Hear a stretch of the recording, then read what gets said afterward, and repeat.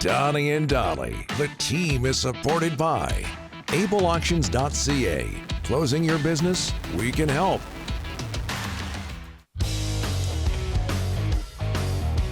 All of our guests today, including Craig Button, standing by, brought to you by our friends at Delaney's OK Tire in Langley.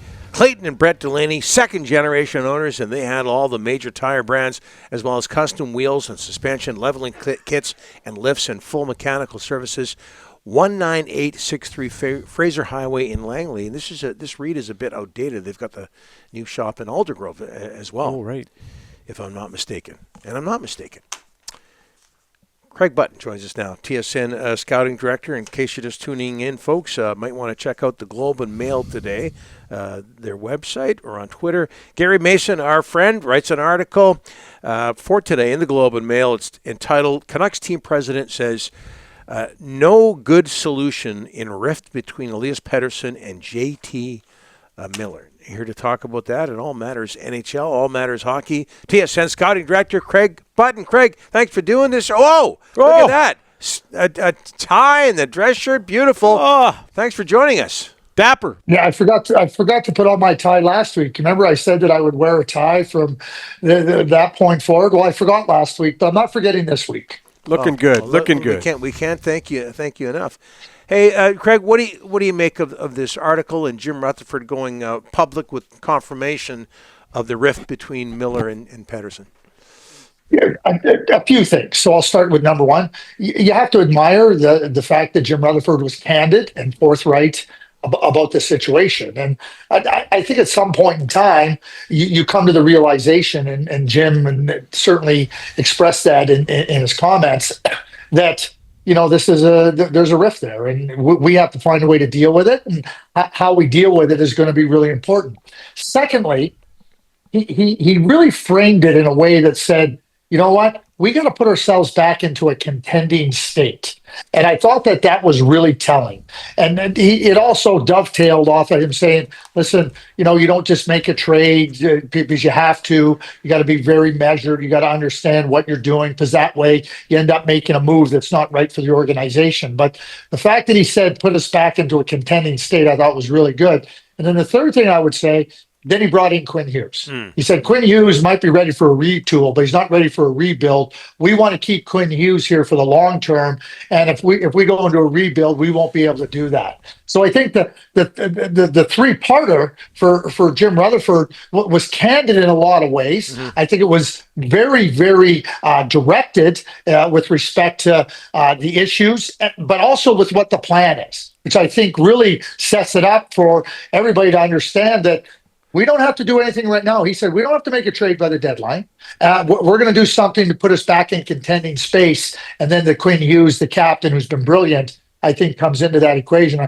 I thought it was very telling, not only the candidness of Jim Rutherford, but what he sees as what they have to do going forward to put this team back into a place where they can be a contender. Craig, I can't remember if I've asked you this before, but you've been around for a long time in the front office in Calgary, in the front office in Dallas. You've worked in the media for so long. Have you seen anything like this before? I'm sure you have, but to be so public. I can't really recall an example that's similar to this. I mean, we've seen scenarios where, you look at it and you hear rumblings and then a player gets moved.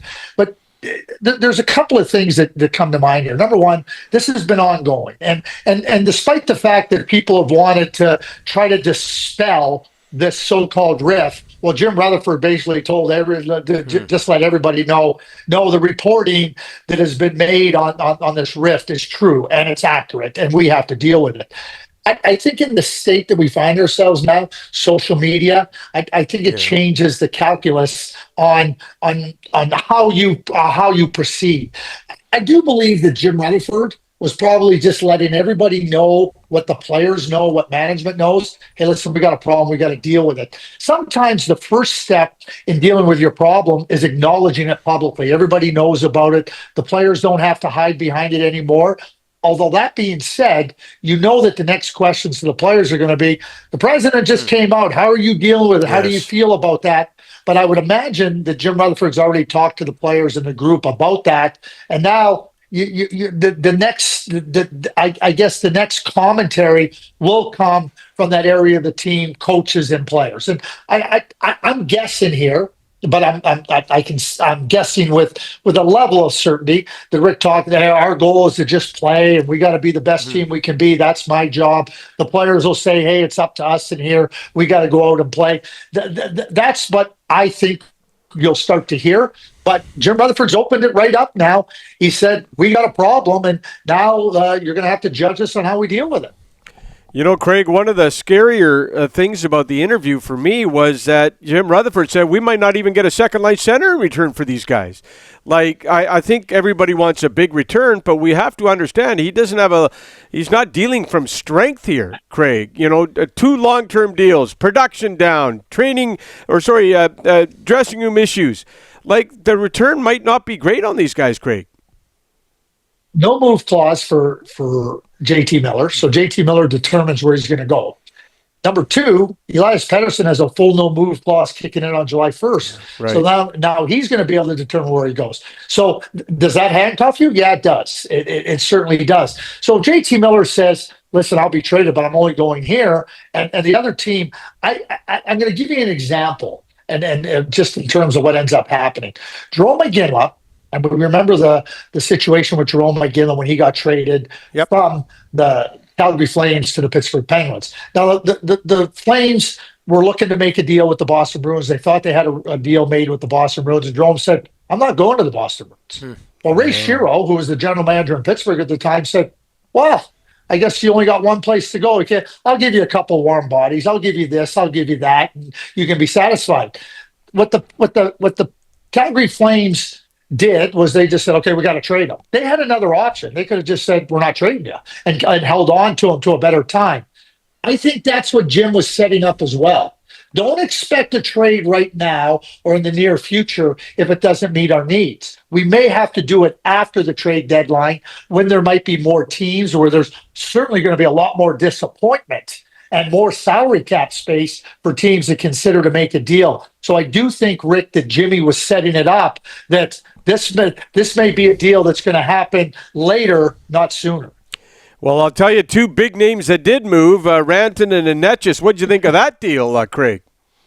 Well, it was seismic. I don't think there's any question about it. And, Martin Necas is a really good player. And certainly, when you start to look at the situation with Rantanen and the contract and what he was asking for, I know he said he was going to take a discount, but it had obviously reached a point where Chris McFarland felt we can't get this done, or there's a stalemate or of that sort. So he started, and he said it in his comments. He said we have to get something back for Mikko Rantanen. Now, Martin Necas is a really good player. Mikko Rantanen, we know, is a superstar. They're different types of players. But one thing Chris McFarland has shown is he'll be bold. He traded Bowen Byram last year for Casey Middlestad. Yep. He changed his goaltending completely this year in season trades. He just makes another bold move, gets himself some salary cap space, and a really good player in return. I don't think that Chris McFarland's done. I think that anybody that wants to speculate on trades, and you might not know what's going on, you better just have a spotlight on Colorado. Because Chris McFarland has shown 2 things. Number 1, he's going to be bold and he's going to be stealth. So you better be ready for both of those things to happen.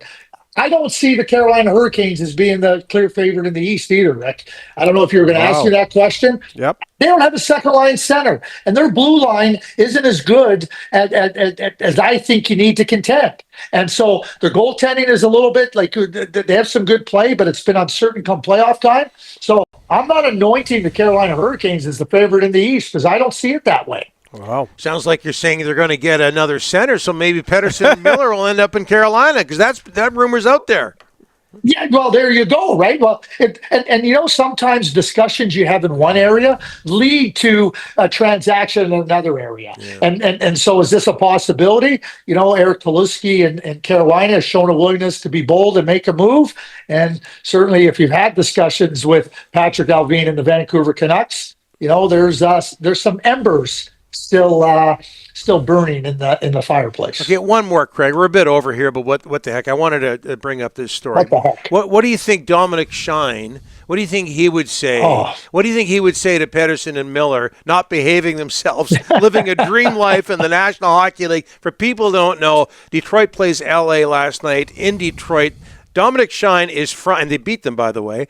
Dominic Shine is from the Detroit area. He's 31 years old, 9 seasons in the American Hockey League with Grand Rapids, and he makes his NHL debut last night, Craig.